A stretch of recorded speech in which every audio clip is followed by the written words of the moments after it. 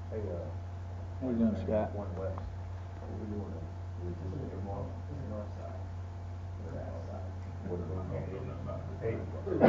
Two guys from this damn 2 hours. I think it's only like 5, 6 drops. Go left. Go left. The corner on the west side. Part of that. But yes. East side. So you're gonna take the flat one. Yeah, and you go past the line, right next to Yeah, the goes gas to station, this one goes. or go all the way to the end of it. Yeah. Go all the way to the end of the hospital, and there's a stop sign. You go like a block down and just dead end expressway. I'll make a bed and you can take them. Oh, I don't know the street names. How you doing?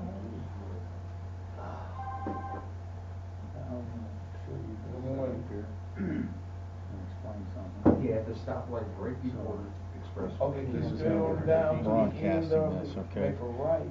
Make a right. Leah, She's she's not here today, but she and then come did all down the and kind curve of research to get this thing No. set up. We tested it. They should be able to hear me okay. They're going to be able to see me. There's a slight delay. You can see. This is live. This is what they'll see. Probably like 10-second delay. It's more like So like 30 TV. seconds. Yeah. But that shouldn't cause a problem. I put on there instructions for them to text you if they have questions because we can't see them. Yeah, that's it.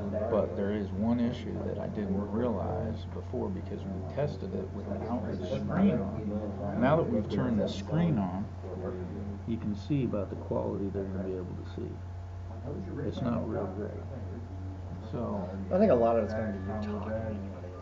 a lot of it is I'm going to have some. And you're going to refer to what's on here, and you're going to talk about what's on I'll here. talk about what's on there.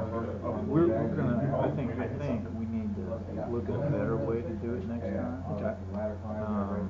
Well, it's just kind of a work in progress. Like I say, it's a Right. lot better than what's been going on is nothing in the last couple of months. So. Right. This is coming out of this. This is the camera out of here. So Maybe I'm like gonna talk like to her about an webcam. actual camera, maybe in the back of the room. And what do we need to do on our end, like the guys to talk back? They don't have a webcam. Like to be able to voice in and say, hey, Kevin, I'm in this wherever. I got a question. You know. I mean, the problem with that, we talked about If I had that. to switch from YouTube to someone else. Well, we'd have, Like they'd that have, go to well, number meeting. one, they'd have to have a camera on Okay, them. okay. You know what I mean? I mean, you could always do like a conference phone. We have one of those where you could have them in. I think going forward we'll figure something out. Yeah. And that way. The guys in Kentucky can hear, they just can't. They can hear and see. They just can't talk back. We can't hear. That's and good. see We don't them. want to hear from them. It's one-way communication. Believe me, we don't want to hear from them anyway. I mean, we do have a conference file. We could have them send them a conference call number, and they could literally be like on the phone right here, so that if they had a question, they could just immediately speak in. Now we couldn't see them, but we don't really need to see them. Nah. You know, just Like I say, it's a work in progress, and we'll get there. It's only the first time.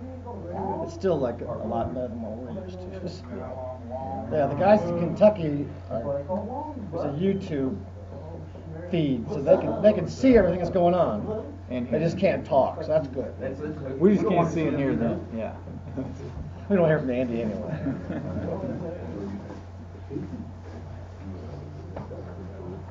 Donuts and bagels, go! Morton, don't be shy, you can have 3. Put some in my pocket.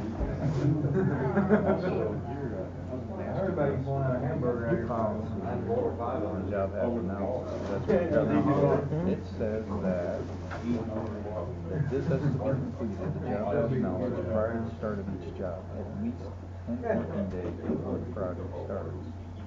Completed by the superintendent and sent to the safety rep for review and approval. That means, I don't think. Yeah, saw that. I know they redid a lot of our stuff. I just trusted that they redid it. Like I said, I had them handle it, Kevin. I didn't want to be, Sure. you're a pro at it. I'm not. I'm not trying to sell manage this company all over the state, Kentucky. I just, not that I don't think it's important. It's very important. That's why I'm hiring you to handle it, Yeah. So, How do you want it? Because the guy, here's how we would do it. We would tell the guys, there's no approval in the work, you fill out the form when you get to the job. well, one good thing about what we're doing too is we're doing the same stuff over and over and over. We don't do a lot of, once you compile for 5 days and once it's done, we'll come back. Yeah. We don't do that kind of thing. We do the same thing over and over and over.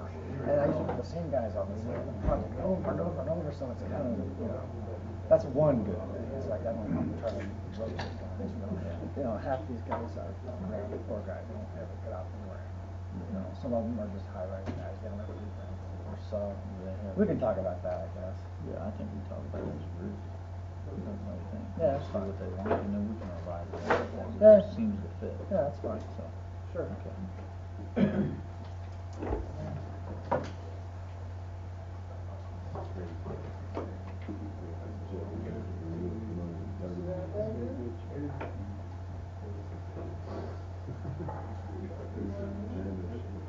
Breakfast of champions.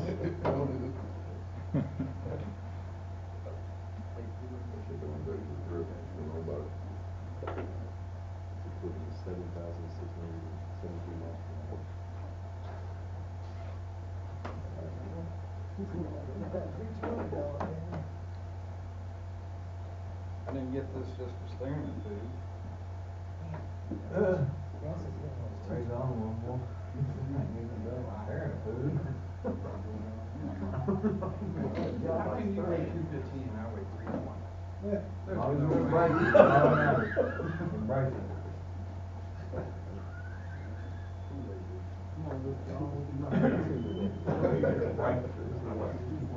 You're melting down. Don't lose at the end of the day.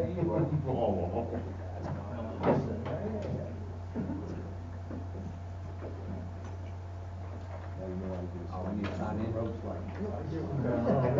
We'll pass.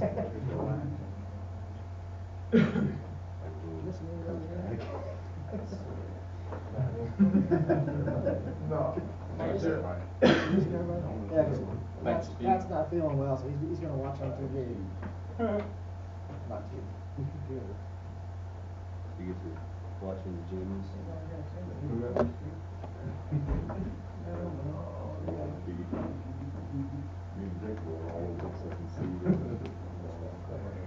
See us. This is it?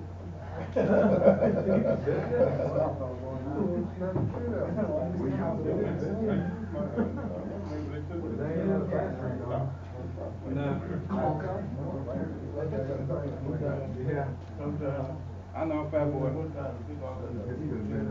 Sure you got an extra pocket?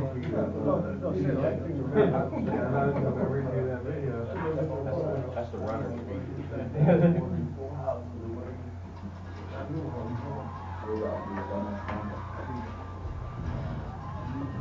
Wow, I like this. I'm looking at it. Well, that compliment upstairs agrees a little bit to be. I think this is it. Is this coming out of sweeping too? No. Do that? Well, we'll go ahead and get started. Good morning. Welcome to your new safety meeting place. My name's Kevin Beswick, and I'll introduce myself in just a second, but I'm going to go ahead and pass this around, okay? Sign-in sheet. And if you would please print your name. And I wanted to explain something real quick, is we have, because you guys have some people in Kentucky and also maybe some people that they can't make the meetings for whatever reason. Sounds like you got someone not feeling real well today. We're actually broadcasting this live on YouTube, but there is a slight delay here on that, and unfortunately, this is the best setup we could come up with in the short notice. These individuals, especially if you're listening to me, they're going to have trouble seeing this screen because it's just kind of big, white, and blurry a little bit. So I may have to, just so you guys understand, I may have to explain some things on the screen that you can obviously see so that they can at least get something out of it, right? So just wanted you to know that real quick. This month, and I think the intent is we're going to start this every month, right? So monthly meetings, and I know that you guys used to do this for a while and then had a temporary delay. But this month we're going to talk about job hazard analysis is what we're going to do. And I have an hour, but I'm not going to take an hour. How's that? Is that okay? Sounds good. You mind? Okay. So we're going to explain your policy. We're going to talk about the process of job hazard analysis. I got some really interesting movie clips, video clips, and I think you're going to get a lot out of it. So, but I want to start by kind of introducing myself a little bit since we're just getting to know each other, so you kind of know who I am and what my experience is. This is kind of my bio up here. So my history is I went to school at Indiana State University. I studied health and safety. I went on to work for Indiana OSHA for a short period of time, which was a real eye-opener to me. I investigated 2 fatalities when I was there, and I think that was probably an early pivot point in my career that made me realize, wow, I'm doing something that has a significant meaning to it. So, you know, I think that's something I've kind of latched onto, and I still remember the details of those fatalities, and I don't think I ever will forget them, but it kind of drives me and fuels me to do what I do. So after Indiana OSHA, I came on to work here at RMS-Safety, and back then we were a very new small company. I was like the 4th employee there. There was the owner, the secretary, me, and one other dude, and that was it. And so we were very small, and there was no like, hey, you're going to take all the construction people, and you're going to take all the industry people, and you're in this division, you're in that division. It's like, whoever calls, guess what? You're helping them, right? So, I mean, I had car dealerships, I had metal stamping facilities, I had residential construction, commercial construction, you name it, I had it. So it was very good for me because it kind of rounded me out a little bit. After that, I was here for 4 years, kind of got the itch to go out and put my hand on a program and actually kind of, you know, I mean, as a consultant, I spend my life training, giving advice, right? That's kind of what I do. And I wanted to really put my hands on a program and see if my advice actually worked, right? So I went out and secured a job with Miller Pipeline as their corporate safety director. And some of you guys may know Miller, pretty big outfit. When I got on there, they had about 1,100 employees. I was there 8.5 years, and when I left, there was 2,200. We doubled in size, and it was very successful. I enjoyed my time there, but I'll tell you that we grew to the point where all I did was sit behind a desk and push paper, and I was like, this is driving me nuts. I can't do this with my life, right? I got to be around people. I got to be doing things instead of staring at a computer screen all day. So I got burnt out. I was kind of talking to some people I knew, and always maintained a good friendship with the owner here, but didn't necessarily keep track or tabs of him. But he told me one day when I was talking to him, he said, hey, we have a construction division now. We've grown quite a bit. Why don't you come back and run that for me? I said, hey, great, I'm in. So that's my kind of evolution of safety. I've been back here over 3 years now, and so I love it. So I love what I do. So that's me, you know, safety-wise. As far as me, you know, personally, who am I? I'm just an average guy that I live in Avon, Indiana. I grew up, went to Tri-West High School, graduated with 75 people, so small town guy. Yes, I know Jeff Gordon. He was a little older than me, but yeah. Yep, married. Some people are like, yeah, that's cool. Some people are like, I don't like you now. Moving on. It's no big deal. I'm not like a big die-hard fan or anything. I just know that. But anyway, I'm married. I have 4 kids. This is my oldest son. He's more like here now. He's 15.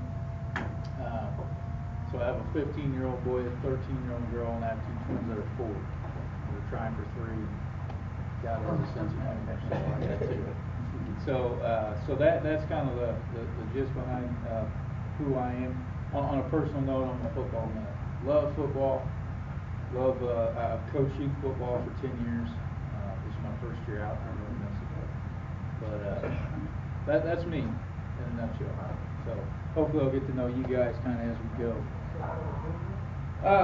So to talk a little bit about job hazard analysis, in the screen blacked out here, there we go. Talk a little bit about job hazard analysis.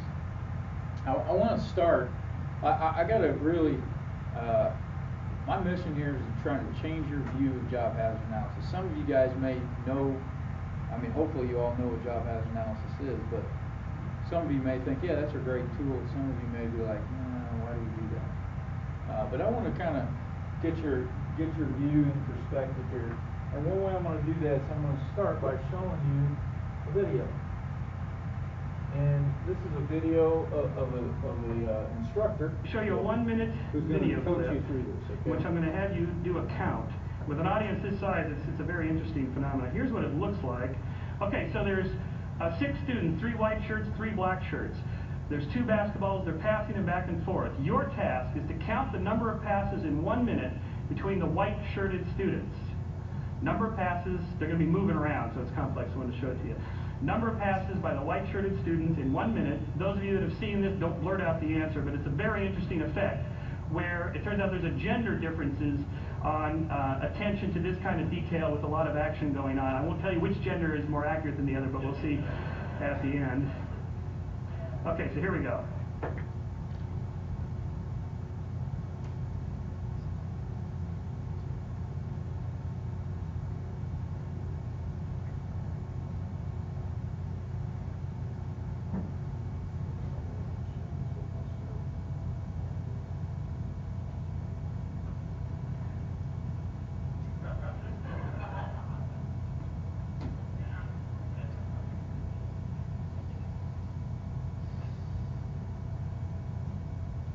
Okay, how many did you get? 18, 17, 17? 13, okay, that's If I get anything different? All right, good. Anybody see anything unusual? Show of hands, anything really unusual in this thing? About half of you. So let me show it to you Anybody see anything again. unusual? This time, don't count the passes. You're just What? watching globally what this looks like. Anybody see anything? Just show of hands. Does somebody see something weird? Couple? Okay. No? Okay, so watch. You're just now, you're not counting anymore. You're just looking for anything. Just look, just observe, just look. Just check out what's going on. You see that gorilla right in the middle? How can you not see a guy that ate How did you not see a guy in the middle? How many of you saw the gorilla the first time? A Honestly, few now. of you, right? Okay. A few of you saw it. Dan's climate research in Indiana. Most Help didn't, set the right? line. Most didn't. So, you know, I'll tell you what, you know, sometimes it's funny because sometimes safety is like a big black gorilla. I mean, you know, it's right there, but maybe you don't see it. You know, maybe you don't see it. So how many passes was it? You're still on that. I think it was 18 or 17. I think that's the right answer. Yeah. Scott, next time something's at our feet and we say we didn't see it, we didn't see it. So you know, safety sometimes is like that big gorilla in the middle of the screen, right there in front of your face, but you don't necessarily see it, right? So let's do this. let's play hangman real quick. So what I want to do is I want to ask you the question, what is a JHA, a job hazard analysis? In your words, what is it? What is a job hazard analysis? PTE, PPE? It's what? Worksite environment. Okay, yeah, you're kind of getting there, yeah. I mean, you're looking at these things, right? Evaluating. Noticing safety, noticing something, unsafe, or noticing. Observing, yeah, now you're getting there, okay. Observing. So we're gonna play hangman real quick. I got a 4-letter word. It's another kind of word for JHA. So go ahead. Let's play hangman. A. L. You see the word I put? P. N. You got it perfect. You aced it. I messed it up, didn't I? I showed you. Clicked too much. Yeah, plan. So that's what a job hazard analysis is, right? Isn't that what it is? It's a plan. It's evaluating what do you have in front of you today, you know, and planning ahead. And how important is planning? Critical. Not just for safety, for production, for quality, for all of it. But planning for safety also is critical. And I'm going to show you some examples. I'm going to share with you this clip. I know quite a bit about this. I wasn't personally involved, but the safety director that was over this crew at the time, I was on a committee with him years ago, and he shared the details with me. But I want to just kind of share it with you. So here's what happened, okay? This was a company that basically installed sprinkler. They were a pipe fitter, right? So sprinkler systems, you know, fire suppression systems. That's what they specialized in. And all they were doing this certain day was they were hanging basically a cabinet, okay, that was like an inset into the wall that you would either put like wrap a fire hose in, right? You've seen those, or put a fire extinguisher in, that kind of cabinet. Okay, so the layout of this room, they're in the basement, and they're in the convention center, and the layout of the room, it has some pipes, 2 pipes, right? That run down almost into the wall, and then they kind of tee off. So they leave a walkway, kind of like a T, and then you get to the T, and you can go either direction. Well, in this basement area, when you have something like that, you need to tell people where the exit is, right? So there was an exit sign up here that said exit this way, all right? And he was installing this cabinet right underneath this at the middle of the T. So, you know, he had crew members with him, one apprentice and another guy or two, and they were down there. They were doing some work. He pretty much had this thing wrapped up. So he told the rest of the crew, go ahead and grab some of the stuff, head to the next, you know, cabinet that we're in setting, and the apprentice was kind of picking up some of the tools, right? But the other guys had taken some stuff and already gone. So he's buttoning up and whatever, and he realizes I need to tighten some stuff up here, the security to the rivets into the studs. So what I'm going to do, I got to get up here, right? Get up towards the top. The problem is he couldn't really reach it, so he needed to figure out a way to get up there. Well, normally you'd use a ladder for that. So he looks around. The problem is they took the ladder. So he's thinking, okay, how am I going to get up there? How am I going to finish this job? I don't have my ladder. So what he decides to do is he's like, okay, I don't have anything to stand on or whatever. He decides, okay, there's this pipe that's kind of close. I'm going to get up on that pipe. I'm going to kind of stand over like this, and then I'm going to go ahead and finish the job. So you can imagine what kind of balance, and that's not a very good position to be in, right, at all. I mean, falls or whatever, but he's up there doing that, and all of a sudden he kind of loses his balance, and he reaches over and he touches that exit sign. It says exit that way.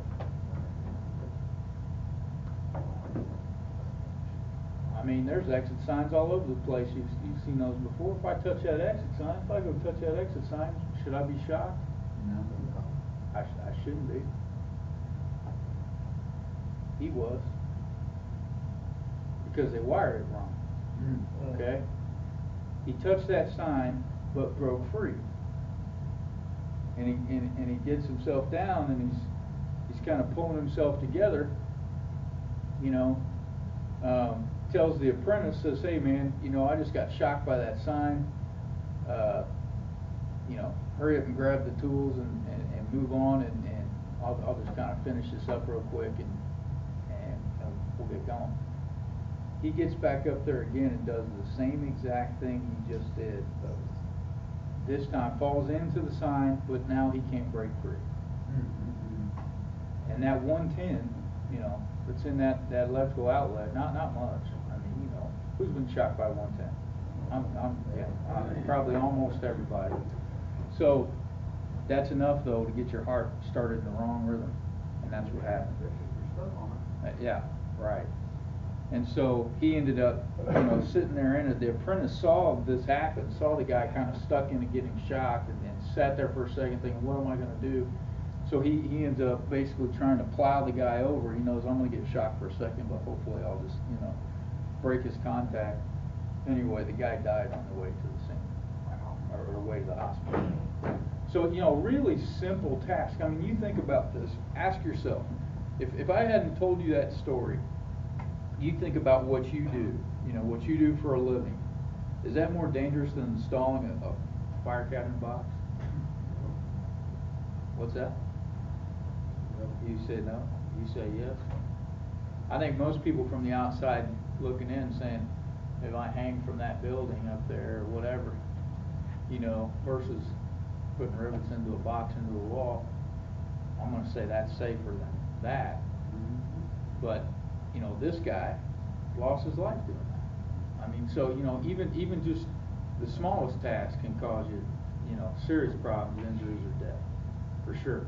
And thinking through this, what could have prevented that? We got a ladder. Yeah, right. I mean, you know, something goes wrong, stop and rethink. Okay, well, this isn't going well. So, well, how can I do this better? Yeah, right. How can I do this better? Also, just planning from the very get-go, right?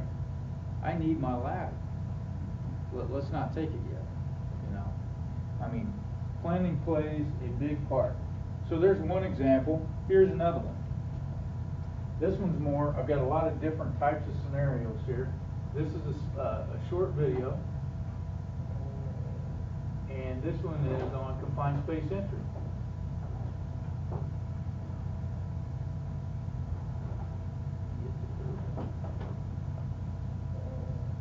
So this is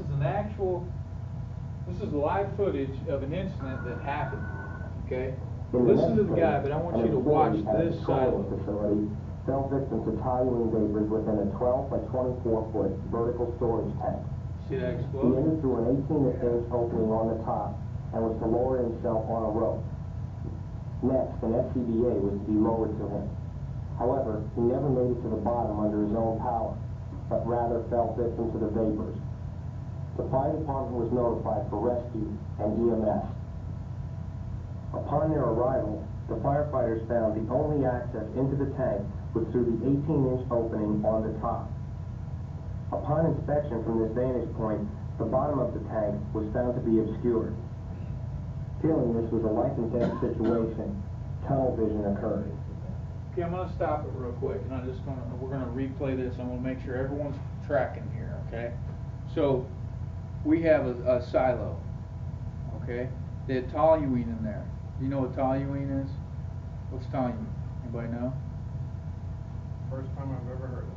Okay, it's a chemical. It's a chemical, but it is highly flammable, right?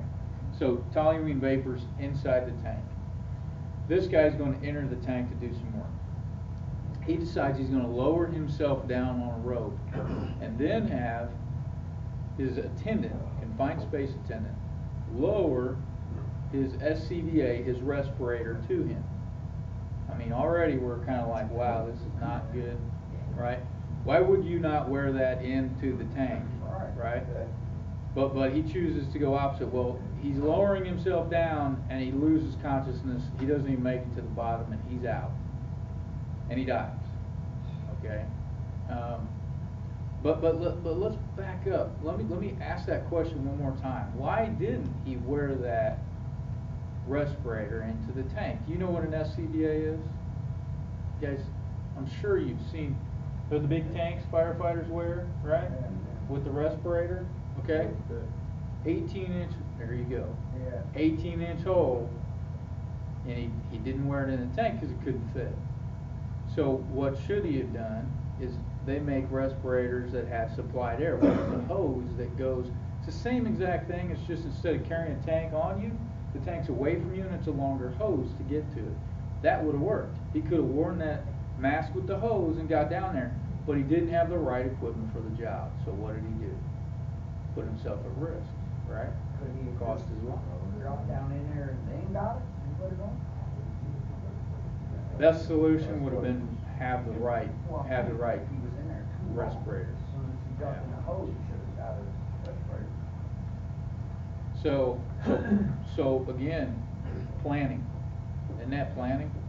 I mean, that is not thinking ahead, thinking I won't be able to wear this in the tank. So what do I need to have so that I can wear it in the tank, right? So poor planning cost him his life, but we're going to keep going, okay? We're just going to watch this thing snowball now. Resulting in the decision to cut a hole in the side of the Here tank come the and fire remove the department. victim through the opening. They realize, oh my The God, we may be able to rescuers were save under this the guy, false but she was already impression that dead. water fog would help the situation But by they eliminating panicked. parts on the inside and outside of the tank. And start to figure out how However, can we get this this line guy of out. reasoning may have contributed to the disastrous results that followed. So they decide to cut a The hard hole line in the may side have of this injected tank. air into the vapor-rich mixture on the interior of the tank. Polyurine vapor on the blowing it inside. into This is a flammable bomb. air. They're Also, cutting the into application of water to the area and you can being see cut they're thinking, does oh, not well, if we reduce apply the spark water, we'll that can control the only be sparks. But observed. look, As you the can third still side see of the hole is sparks, cut and but it doesn't exploded. dawn on them because they're tunnel vision. Boom. Explosion. Now watch. All suffered the effects of concussion caused by the blast. Because proper protective equipment was worn, most suffered only minor burns. Other firefighters now rushed to the aid of their fallen comrades. It said most suffered only minor burns. This guy has a severe concussion. And a little bit, you can see he's struggling. The concussion and an explosion. And there's one other guy that they're going to show in just a minute As the who casualties died. were assessed, it became evident that one rescuer had been grievously wounded and was later to die. The autopsy of the It's going to original show victim him revealed violent his death had occurrence. occurred People a didn't period see of time the prior That's that same to guy the who had the explosion. concussion. The autopsy of the rescuer really struggling. revealed This a guy's massive dead. displacement of thoracic organs caused by the concussion of the It explosion. just dislodged all A his rescuer just died in exploded. order to recover a body. But again, you know, what caused that? Poor planning. Poor planning. Yep, poor planning. Okay, so here's another one.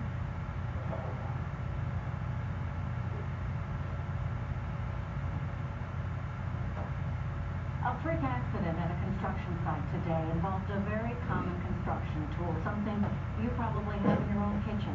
CBS 2's Steve Langford reports on a simple delivery that turned tragic. This one could apply to you right The truck carrying a load of sheetrock still at the construction site in Jersey City, hours after the truck's operator died right beside his rig, listed as belonging to Living Right Trucking, Inc., the words owned by God added to the side of the truck.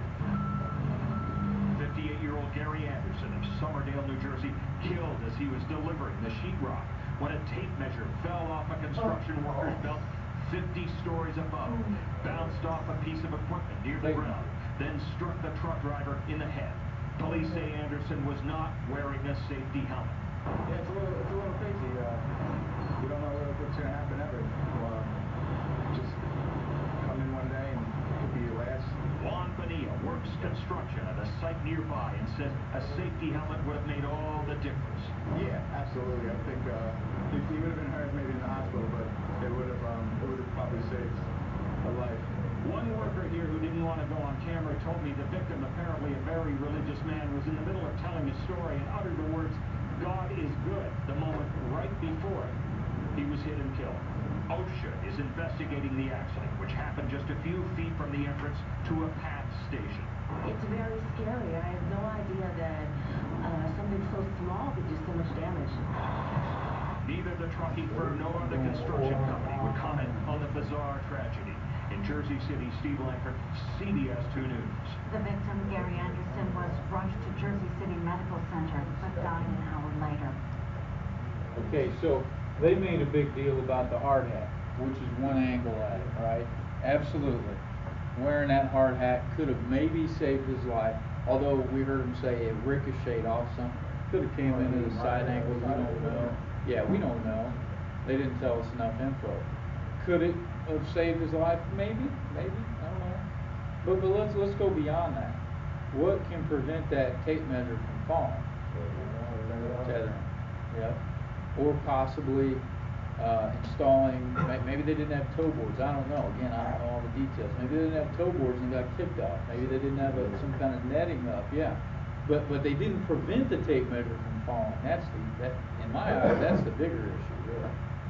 But again, why didn't they do that? No planning, right? No planning. So, once again, here's another one that involves planning. Okay, so this is a demolition crew. Not what you do, but still we can learn lessons from our stuff. What's he doing?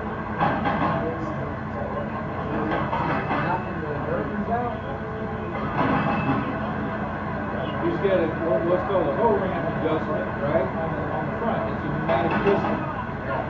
And he's trying to take out the foundation around this column.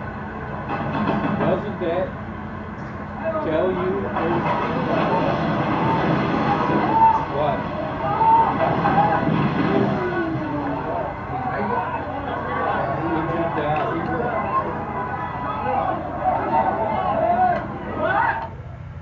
Again,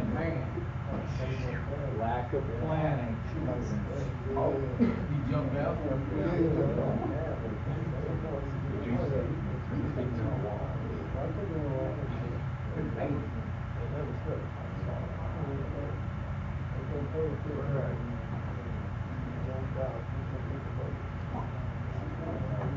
You guys don't weld, but we can learn from this as well.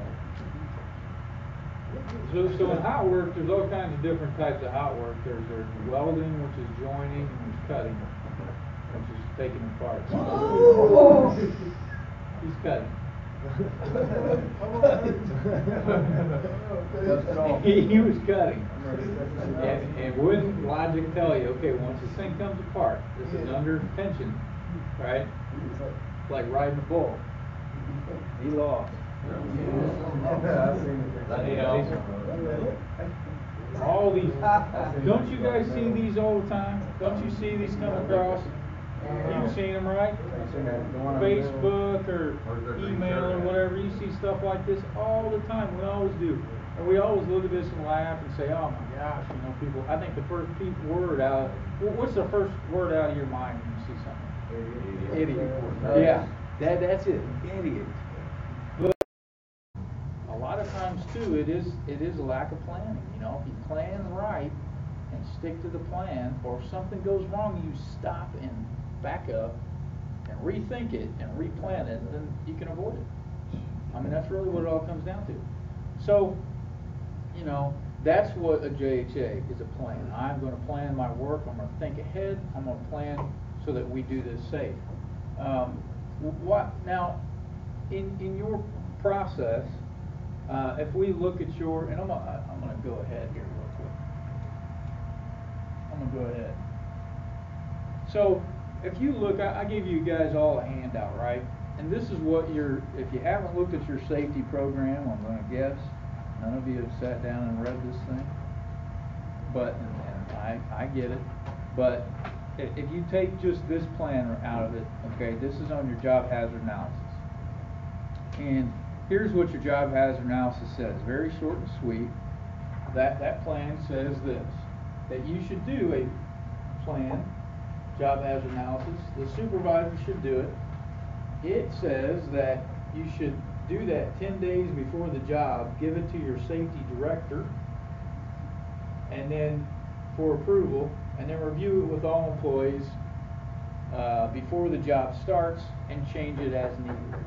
That's what it says. Now, here's what I'll say. Does that seem to fit you? You're exactly right. Okay. So, I didn't write this plan, but we're engaged to help you and your company. So what I've always believed in is I'm never a proponent of having plans that don't make sense. So we can change this plan. And that's what I'd like to do, is ask you guys what would fit you. I think you all understand and hopefully appreciate the need to plan, but what would fit you better? I mean, are you guys even able to go to jobs at least 10 days before? No, you're showing up on the job, right? Probably. We know And you've already been there? Yeah. It's pretty We've done repeat it business? before. Yeah, you've done it before, Yeah. okay. So, the whole part about the submitting 10 days prior probably needs to be taken out, right? Submitting for approval probably needs to be taken out, I would say. I don't think personally that the, just totally taking out the job hazard analysis and striking it all together is a good idea. I think you should have that. But considering you're going to the same jobs, what if, you were to create like a job hazard analysis for each location? And also, are you guys electronic?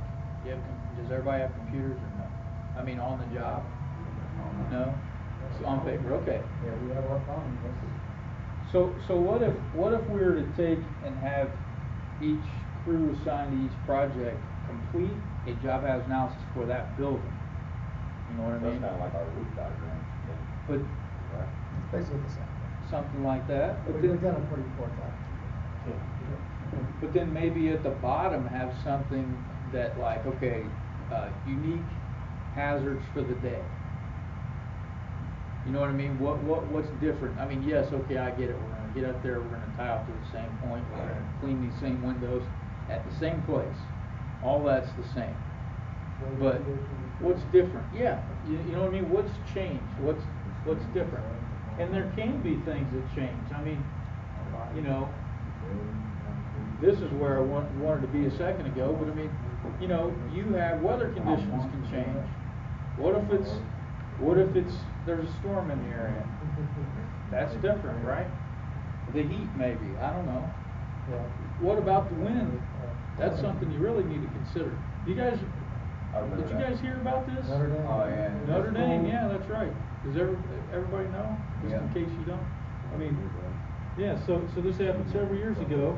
Basically, they had these two college kids at Notre Dame elevated up in the scissor lift. Look, this is an actual picture of that lift. Look how high it is. To tape practice for Notre Dame. They're up there. It's windy. And one of these kids actually tweeted right before then, "Man, I am scared. It is really windy." Guess what happened? Blew that over and killed the kids. I mean, wind conditions can play real big problems for you guys who are hanging from windows or whatever. So we use them too. And scissor lifts, yeah. Aerial lifts probably, yeah. So, I mean, that can change. Maybe the other thing that can change is your work areas. I understand you guys don't all clean windows. Some people clean elevators.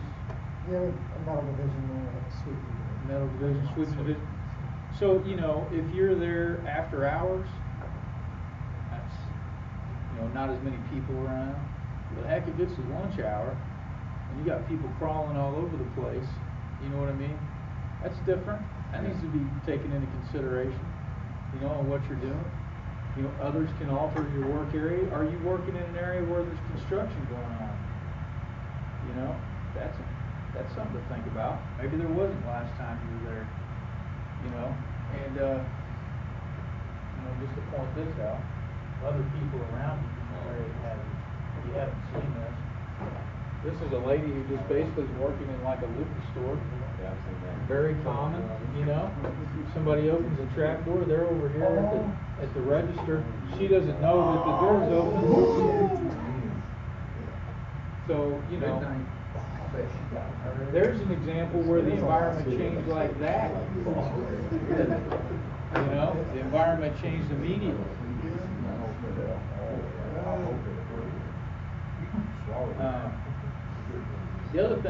One other point I want to make, and the reason why it's important to truly reassess what's going on around you, is you can get tunnel vision. And this is just a personal thing.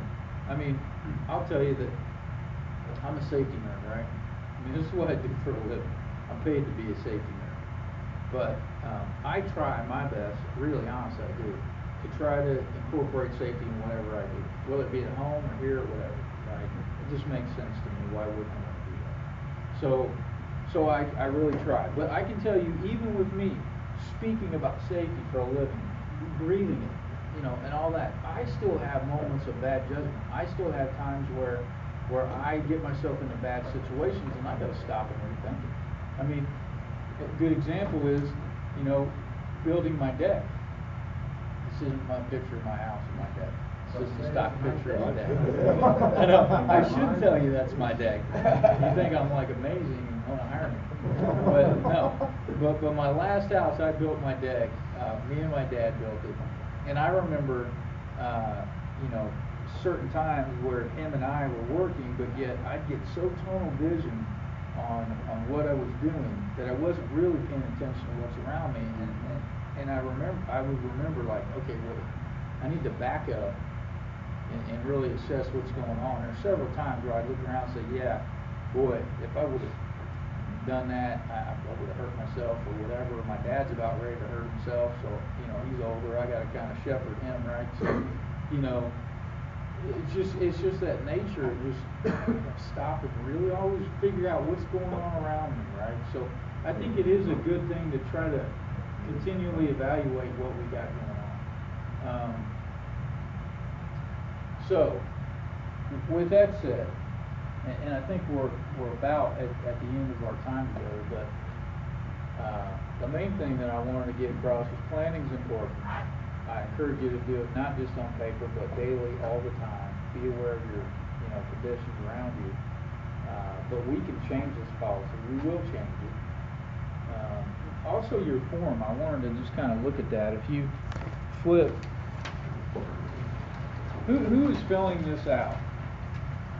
Are you guys filling it out? Or are you not filling it out? Negative. Where you work. You got to do this for dollars. You got to do it for data. Okay. You work for companies like that, but normally, no, we don't do it. Okay. Okay. So I'd say, you know, let's do it for each job. I mean, just do it once for each job, and then have a time where you just fill out literally at the bottom. I don't think it'd be a big deal to just kind of maybe have a few little bullet points to look over. You know, weather conditions, wind, whatever. Do these things play a factor today? That would probably be good. But we can redo this form as well. Most of these forms, just so you know, are about the same at the bottom, in that what the process is okay, what am I going to be doing on this job from start to finish, from when I arrive to when I leave, in order, like a procedure, right? And then beside each one, okay, so if my this step is X, what are the hazards associated with that step? So that goes in the middle column. And then the column to the right is then, okay, so how am I going to control those hazards? All right? So it's a very logical, orderly system of doing it. I think it's a good system. But that's how that's filled out. But these top things, I even had questions. We could probably skinny that up. I mean, I think the main things that you want to know is, you know, the project name, location, the date, and who you are. I mean, contractor doesn't even make sense to me to have that on there, does it to you? You guys don't have contractors that are doing your stuff. So we can take this and kind of skinny it up for you a little bit, and maybe make it a little bit more user friendly. Yeah. So we'll work on that. I'll work on that for you guys and get it to Scott and get it out, and then let's treat it as, hey, this is a work in progress. If you look at that and you're like, hey, yeah, that doesn't even make sense, or we need this different, just funnel it back to Scott. We'll change it so that you guys like it, and then you'll have something that actually means something. Sound good? No offense. Yeah. To you or anything. No. But we've had other safety companies want to do this, do that. Nobody follows through. Okay. And it's not against you or anything. It's like, honestly, if we do stuff, I mean, what's the point of doing it if nobody follows through? Well, you haven't given me a shot to follow No, I'm through. not saying that. But how are you going to be different than the other safety companies we've had before? Well, you've entered into an agreement with us to use us 8 hours a month. So I'm already contracted out and basically here for it. I don't know how else to tell you, other than we have multiple clients who are in that same agreement, who basically bring us on almost like a part-time safety director, and they're pleased. Time will tell. How's that? So, and if there's anything else, I mean, you know, and thanks for your honest input. That's good to hear. So, yeah. If there's things that we can do, I can do. You know, Scott's kind of my main point of contact, but you know, funnel it back through him, and I'm here to help you. So. Any other thoughts, comments? James and Jason, we have these things with us every good building down. Yes. Yeah, there's a bunch of them already filled out. They probably just. It's just not being, It's not we being did it used. once and it's just kind of been pushed in the file. Need to be updated. It hasn't been seen in years. And that's why I try to put the same people in the same buildings, because you guys already know this, but still, it never hurts to pick it up and go, oh yeah. It'd be nice to have people like our jobs that, you know, we haven't done in a while, that way we know Well, you start handing what them to out, see. when you guys go to 300 North in a couple of weeks, you guys can fill it out on the job and say, look, we need this, we need that, whatever. Fine. You'll not do sick in a couple weeks. No, you won't be sick. I'll get a cold. Did you have anything else, or? No. Okay. Good. Well. Much better.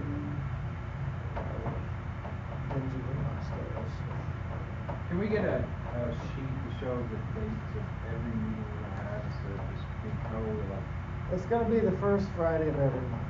you know we're forgetting. You're gonna forget that? You know. Wow. Well, I'll have your mom to remind you.